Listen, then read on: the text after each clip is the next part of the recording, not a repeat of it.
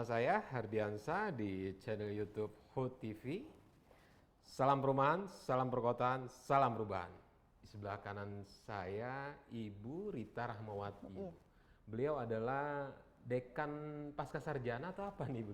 Direktur Sekolah Pascasarjana. Oh, Direktur Pascasarjana Universitas Juanda. Ya. Bisa ceritakan Bu soal S2 di Universitas Juanda nih Bu? Baik, terima kasih. Bismillahirrahmanirrahim. Assalamualaikum warahmatullahi wabarakatuh. Waalaikumsalam. Terima kasih Pak Dian, salam kenal. Ya, Ibu. Alhamdulillah Universitas Juanda sudah memiliki S2 ya sejak tahun 2002. Kita sekarang sudah ada 3 program studi, ada hukum bisnis, kemudian ada administrasi publik dan teknologi pangan. Teknologi pangan. Insya Allah akan menyusul untuk magister manajemen, kemudian ada magister teknologi industri ya, kemudian ada magister peternakan, kemudian magister manajemen pendidikan. Insya Allah ada beberapa yang akan dalam waktu dekat mudah-mudahan izinnya bisa keluar. Oke, semoga Bu ya. Semoga ya. Nah, menariknya nih Bu, Universitas Juanda rajin bikin kajian-kajian atau riset lah. Dan Ibu ya juga sebagai Ketua Kajian Perumahan dan Permukiman, benar Ya. Bu? Pusat Kajian Perumahan, Permukiman dan Kawasan. Dan kawasan. Ya. Bisa ceritakan tuh Bu? Ya, baik, karena Universitas Juanda ini kan punya kepedulian lah terhadap khususnya masyarakat berpenghasilan rendah. Iya. Jadi kita melihat di Indonesia itu masih ada backlog perumahan. Ya, kalau data yang masih beredar sih masih 11,8 jutaan ya. Nah, hasil kajian kami di tahun 2015 ya, karena ini pusat kajian, jadi kajian dulu yang dikaji. Dari 2015, 16, 17 kami mengkaji bahwa masih banyak masyarakat yang tidak memiliki rumah. Kita fokusnya waktu itu di Kabupaten Bogor, Depok, sama Jakarta, khususnya Jakarta Utara. Oke. Dari situ kita mengetahui masih ada masyarakat yang penghasilannya hanya 1 juta satu bulan, bahkan ada 600.000 satu bulan. Rumah yang tidak layak. Gitu. Ya, rumahnya tempat tidak tinggal. layak. Bukan hanya tidak layak, dia tidak punya rumah ya. Tidak punya rumah. Tidak punya rumah karena itu rumah sewa gitu ya, bukan rumah sendiri. Nah, bagaimana orang-orang yang dengan penghasilan yang sangat rendah itu bisa punya rumah, sementara rumah subsidi aja mensyaratkan pendapatan harus NPWP Bu. Ya, harus punya NPWP. Rumah subsidi harus pakai NPWP. Pendapatan minimal 4 juta ya. Dan harus pekerja formal biar bisa diakses bank jadi. Ya. Nah, banyak masyarakat itu ada lagi selain masyarakat yang penghasilannya rendah, ada yang masyarakat punya penghasilan yang cukup tapi tidak bankable. Tidak bankable. Jadi dia sebenarnya punya uang, tapi tidak bisa dipakai untuk pinjam ke bank atau menjadikan agunan untuk bisa punya rumah, gitu ya. Itu masalah-masalah itu yang kita temukan. Kemudian karena ini kan berkelanjutannya dan selama 3 tahun itu. Oh, udah 3 tahun berdiri.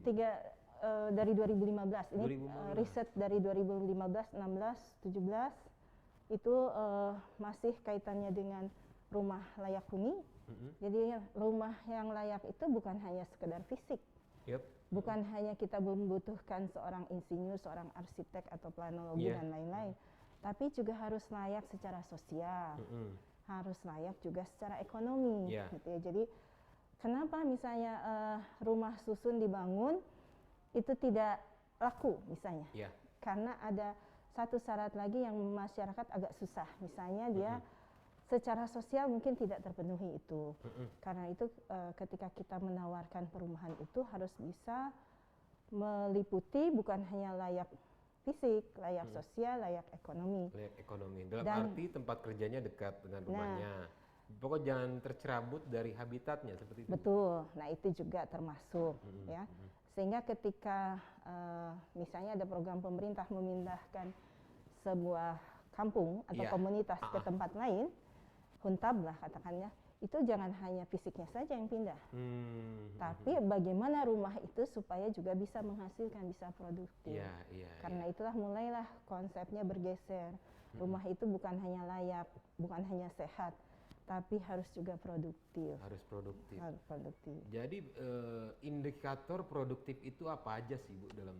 Baik, nah gini, sebetulnya ada dua hal ya yang selalu dibicarakan antara Unida dan HUT.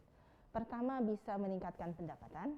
Oke. Yang keduanya mengurangi pengeluaran biaya. Jadi rumah produktif itu rumah yang bisa biayanya dikurangi tapi pendapatannya bertambah. Indikatornya seperti itu. Bagaimana bisa begitu? Misalnya dari saluran air kotor atau MCK-nya. Bagaimana dibuat komunal, kemudian itu bisa menjadi gas, balik lagi ke warga, bisa sehingga tidak harus beli gas misalnya. Dan itu warga sendiri yang bikin atau dan warga sendiri yang bikin. Oh, yang bikin warga sendiri. Tentu didampingi. Didampingi. Termasuk bikin rumah gini. Bagaimana seorang masyarakat yang berpenghasilan rendah atau bahkan tidak punya penghasilan bisa punya rumah, bisa nyicil. Konsepnya kan kita jangan hibah. Jangan ngasih, ya boleh lah dalam jangka 3 bulan misalnya kita kasih ikan dulu. Setelah itu kail, kemudian baru kita kasih siapkan pasarnya gitu ya. Nah yang pertama misalnya kalau dia tidak punya rumah, kita kasih rumah, ya nyicil. Bagaimana supaya dia bisa nyicil? Ya kita kasih pendapatan. Misalnya seperti yang sudah dilakukan oleh Yayasan Pelita Desa di Ciseeng. Itu kan ada konsep Gria Minaku.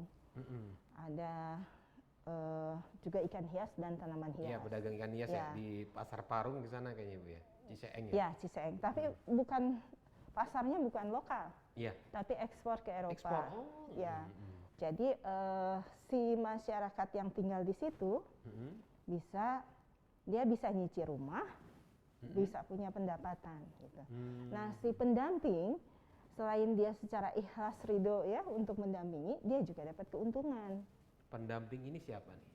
Ya, dari pihak kampus atau dari berbagai pihak, dari pihak kampus, mitra para pendamping yang secara volunteer bisa mendampingi masyarakat atau komunitas tadi untuk bisa punya rumah. Misalnya kalau dalam hal ini kalau di Ciseeng kan Yayasan Pelita Desa.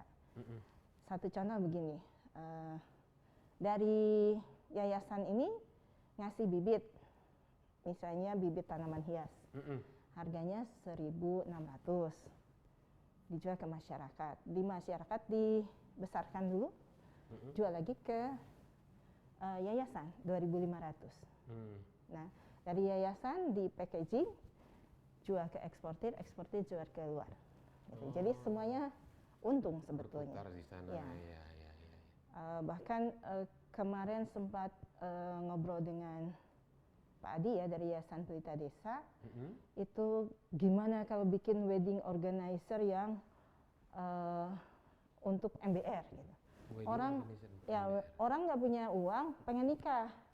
Udahlah dinikahin nih, misalnya dengan pesta yang mewah lah, gitu ya. Bisa sekelas dengan orang-orang yang punya uang lah. Nanti setelah dari mana bayarnya? Nanti ampo yang dari para tamu bisa dijadikan DP. Nah, setelah dia selesai nikah, kan masih ada utang nih bekas nikah. Nah, dia tidak diminta bayar dulu, tapi malah dia dikasih rumah, dikasih pekerjaan di situ. Misalnya apakah nanam jahe atau tanaman hias atau ikan hias gitu.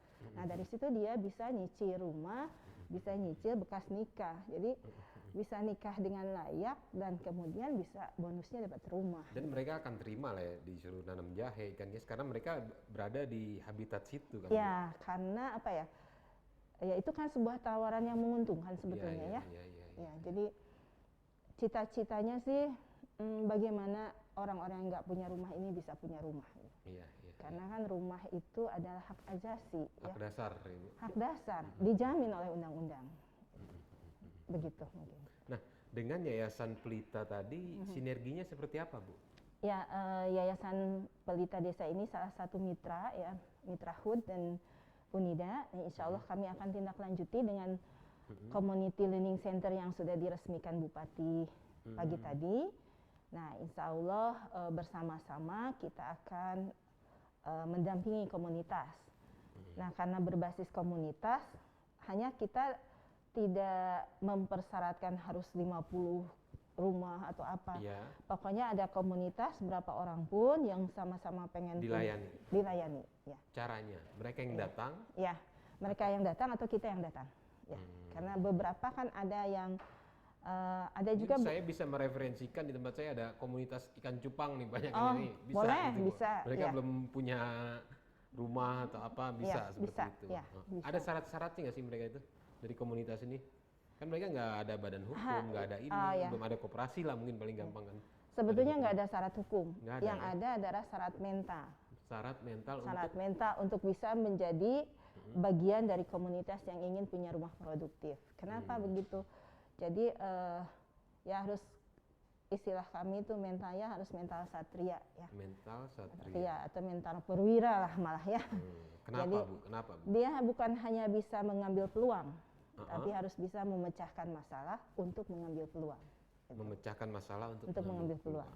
Ya, sehingga jadi tidak ya namanya usaha kan kadang ada untung ada rugi. Ya. Jadi ketika rugi dia masih bisa bertahan. Gitu dan bisa menyelesaikan masalahnya. Untuk melakukan tadi penilaian soal mental yang sampai harus bersikap ksatria gitu kan, penilaiannya ada di mana nih Bu dari lembaga-lembaga yang akan mengurusi mereka ini Bu?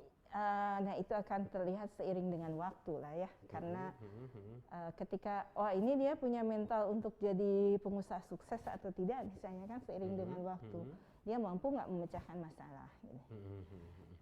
Ada sebetulnya mungkin pada tahap awal sih pelajaran financial intelligence gitu ya, bagaimana dia bisa melihat keuangan, bukan hanya bisa menghabiskan kan, harus juga bisa dia menginvestasikan ya, menyimpan, menginvestasikan, kemudian menghabiskan lagi. Sepertiga dari penghasilan kita untuk dihabiskan untuk senang-senang, sepertiga untuk sedekah, sepertiga untuk investasi. Ya. Oke. Nah, terkait pendanaannya seperti apa sih nih Bu? Ada nah, iya persoalannya itu juga yang krusial nih. Udah bicara pendanaan krusial Bu. Krusial. Beberapa masalah yang ditemukan adalah pendanaan. Nah, hanya untuk di Universitas Juanda, insya Allah karena kita juga kan didukung oleh Yayasan Pusat Studi Pengembangan Islam dan komitmen dari Pak Kanselornya serta Pak Rektor. Untuk pendanaan ini mungkin bisa disisihkan dari dana zakat mal. Karyawan. Ya, kita karyawan kan dipotong langsung 2,5% untuk zakat. Setiap bulan. Setiap bulan. Berkah karyawannya. Insya Allah. Sehat terus buat ini ya Bu. Ya. Jadi satu dari itu. Mungkin hal lain juga kami mengundang partisipasi dari para investor, dari bank atau pemerintah daerah yang mau bergabung untuk di sektor pembiayaan. Gitu ya. Saran saya sih pemerintah daerah. Pemerintah daerah. Biar ya negara hadir jadi di situ. Nah, ya. Memang harusnya kan seperti itu. Iya. Tapi tadi Ibu Bupati tadi pagi di sini Bu. Insya Allah di sini. Karena beliau tuh alumni Sekolah Pasca Sarjana Universitas Juanda. Oh gitu. Ya. Dan tertarik dengan konsep kajian-kajian seperti ini. Iya. Tadi beliau meresmikan apa Bu tadi Bu? Tadi peluncuran uji coba program P3BK sama peresmian Community Learning Center dan klinik perumahan. Klinik perumahan atau klinik rumah produktif. Klinik rumah produktif. Ya. Nah ada satu lagi gini. Dengan Pak Encep yang dari HUD ya, kita akan mengembangkan bagaimana si komunitas ini bisa bikin rumah sendiri dengan nyicil. Kalau memang punya uangnya cuma 150.000, kita bikin satu panel. Nah tadi di klinik rumah produktif ya ada alat teknologi RISA Ruspin ya. Nah itu dengan sudah dihitung 150.000 untuk satu panel. Misalnya kalau punya uangnya 150 bikin satu dulu. Nanti nambah lagi bikin sampai misalnya sudah terkumpul bisa dipasang untuk bikin rumah melalui teknologi itu. Jadi rumahnya bisa tahan gempa sampai 8,9 Richter, Iya, iya, skala Richter, kemudian bisa sampai 3 lantai. Ibu optimis dengan program-program ini? Insya Allah. Soal pusat kajian perumahannya udah dari 2015 nih ya. Pusat kajiannya ya dari Masih 2015, insya Allah. Terus sudah mulai ada sinergi-sinergi nih ya. Iya. Jadi kalau kemarin kan baru kajian-kajian, kemudian pemberdayaan Iya, masyarakat kemarin juga. lebih banyak ke risetnya atau apa Bu kemarin? Lebih banyak riset Riset. untuk yang perumahan. Untuk perumahan. Ya, kalau pemberdayaannya juga sudah mulai, hanya belum terintegrasi dengan perumahan. Oh, Jadi pemberdayaan tinggal sudah mulai di tempat sudah lain. mulai, Seperti apa ya. Bu? Misalnya hidroponik. Oh, hidroponik Ya. lagi ya. Oke. Kemudian ada untuk ternak domba ya, sebenarnya kalau peternakan domba sudah lama ya, hanya ya terpisah-pisah gini. Ini tentang ternak domba, ini hidroponik, tapi tidak dikaitkan dengan perumahan. Belum dikaitkan. Jadi nanti di mix lah Bu. Ya? Nanti insya Allah digabungkan. Iya. Oke, terima kasih Bu Ya. Rita. Sudah Baik. tercerahkan saya nih. Kenapa Universitas Juanda tiba-tiba melakukan penelitian pengkajian soal perumahan, permukiman. Terus Sudah lama untuk sebetulnya. untuk segmen bawah lagi kan Iya, gitu kan, yang iya. semua orang nggak mau mikirin gitu. Iya, betul. Iya. Terima kasih Bu Ya. Rita atas waktunya. Ya, Assalamualaikum sama-sama. warahmatullahi wabarakatuh. Selamat sore. Assalamualaikum warahmatullahi wabarakatuh.